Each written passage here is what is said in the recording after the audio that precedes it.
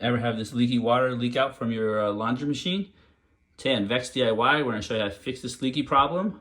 Usually the leak happens in this bellows right here, but we've actually identified the leak is actually coming from above. In order to take the top off right here, there's two of these things holding the top on. I just unscrew both the top and bottom. So I've taken both sides off, this one and the other side, so we do just lift it right off. So if you go here, you actually notice a little water leak right there. It's a little wet right there. So it's a leaky valve. There's a leaky valve right here, so we gotta take this off and replace the whole assembly. Okay, it's been a week later and I ordered my part here, right there, LG washing machine valve. Essentially it's OEM part.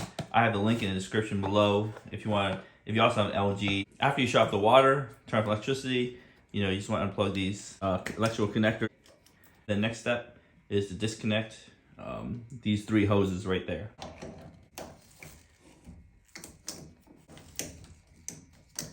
I just use these pliers here to disconnect the hose. Sometimes these valves might be really stubborn to get out. What I do is I use a hair dryer right here, turn on high. Eventually, you should be able to pull it out.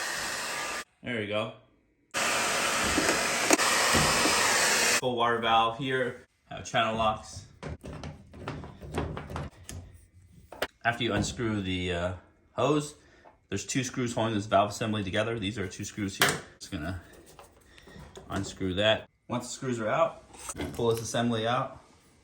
So this is a new one right here. We're gonna put it right in. So we're basically just undoing what we did. We just screw on brand new valve assembly. Teflon tape is on. Even though this does have a gasket, we don't technically need Teflon tape. I like to put that on just in case. But here we just screw our cold water line back on. A bit of tightness, but not too tight. We have these three hoses that we're gonna put back in. You just push them in. They go in much easier than they go out, I'll tell you that.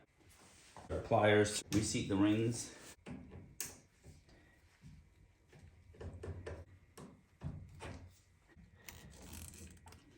You see it be flushed against the assembly like that. Once everything's in, you can hook up the electrical connections again. It should have a nice little audible click.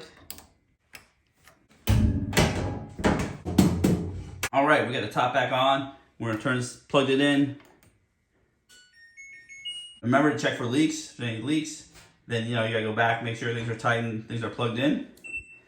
Anyways, if you enjoyed this video, don't forget to give the video a thumbs up, hit the notification bell to be alerted for new videos. And I have the valve link in the description below if you need to know what kind of valve to get. This is for an LG washer, but other washers apply. You can just only search Amazon. And as always, have a wonderful day.